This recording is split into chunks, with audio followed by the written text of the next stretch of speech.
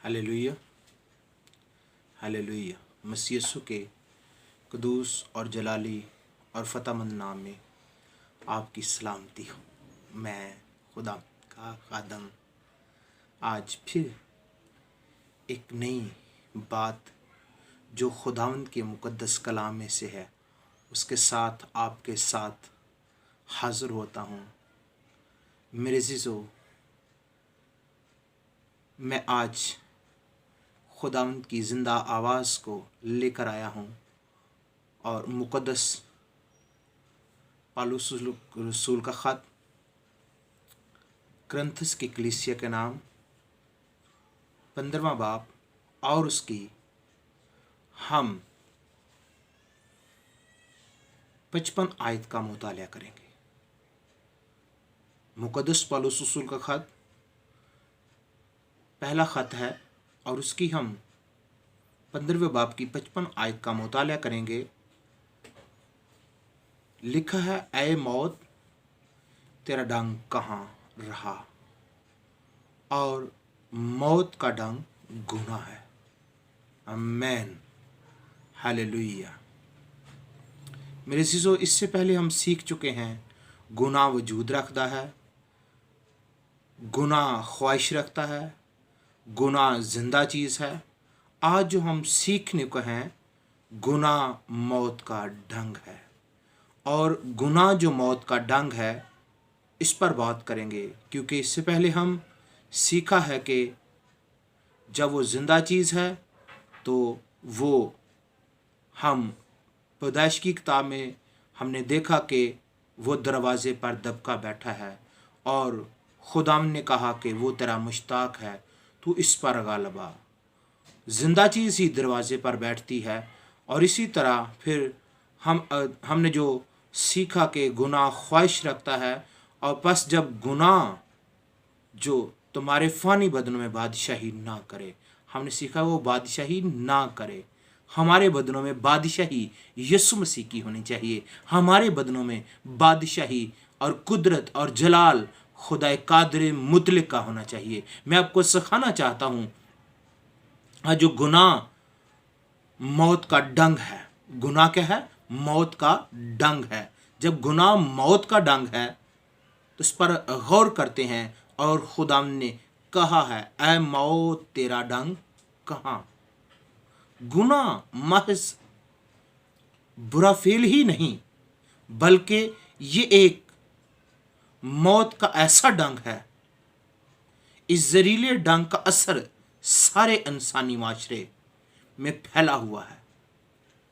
मौत से हर इंसान डर रहा है और डरता रहा। आज भी जो गुनाह की हालत में है मौत से डरते हैं। आज भी जो गुनाह की हालत में है मौत से डरते हैं, और मौत का जब सुनते हैं तो वो परेशान हो जाते हैं। मैं आपको बताना चाहता हूं, क्योंकि इससे हर एक इंसान को तकलीफ पहुंचती है। ये तकलीफ में मुब्तला हो जाता है। आदमी अमीर हो या गरीब, छोटा हो या बड़ा, हर एक के अंदर अजाब भरा हुआ है, और मौत के डंग का ये जहर उसे तड़पाता है। मेरे अज़ीज़ों, किसी भी चीज का जब डंग लगता है तो तकलीफ होती है। कोई चीज जब काटती है तो दूसरे को तकलीफ होती है। मौत जब गुनाह इंसान में दाखिल होता तो इंसान तकलीफ में मुब्तला हो जाता है। जब इंसान ने गुनाह किया, बाग अदन में गुनाह किया, और वो जो पहले ठंडे वक्त में खुदा से मुलाकात करता था और खुदा से बातें करने वाला था, जब गुनाह जिंदगी में आ गया तो मेहनत मशक्कत करने वाला आगे बन गया। मेरे अज़ीज़ों, उसको खून पसीने की कमाई खानी पड़ी, क्योंकि गुनाह के बायस हमें मुश्किलात का सामना करना पड़ता है। मैं आपको बताना चाहता हूं, क्योंकि ये डंग ऐसा है, ये हर किसी को अपनी लपेट में ले लेता है। जिस तरह हम पढ़ते हैं कि ऐ मौत तेरा डंग कहाँ। यीशु मसीह ने कहा है, तेरा डंग कहाँ है।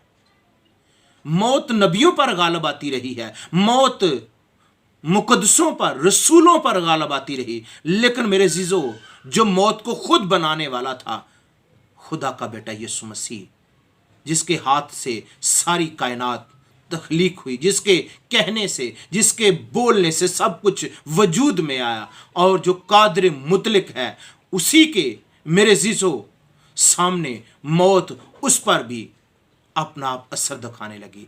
मेरे अजीजों, जब उसको भी ये डसने लगी तो उसने कहा है, मौत तेरा डंक कहाँ।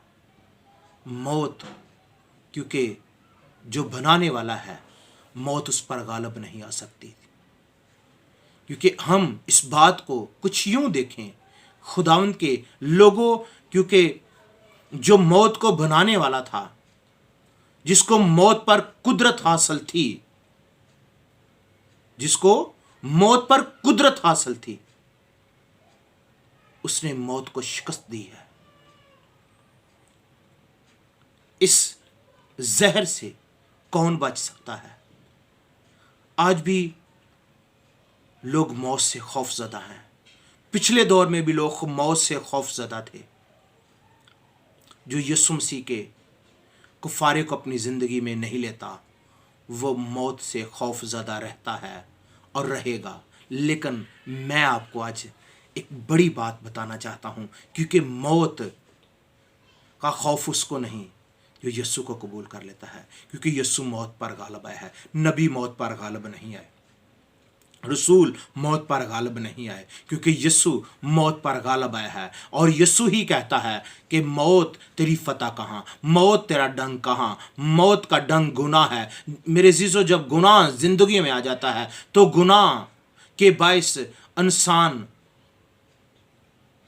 कुछ देर तो खुश होता है, फिर गुनाह उसको तबाही, मुश्किलात में, परेशानी में, दुख में और तरह की लानतों कबाहतों में ले जाता है। मेरे अजीजों, गुनाह दीमक की तरह इंसान को खराब कर देता है, इंसानी जिंदगी को खराब कर देता है। मेरे अजीजों, हमारा फ्यूचर, जो ब्राइट फ्यूचर है, उसको डार्क बना देता है। गुनाह ऐसा भयानक है, जिस जिंदगी में दाखिल हो जाता है उनको पता ही नहीं चलने देता। एक दिन वो उस ऊंचे मुकाम से, उस पकीजगी के तख्त से गिरकर वो जहन्नम का वारिस बन जाता है।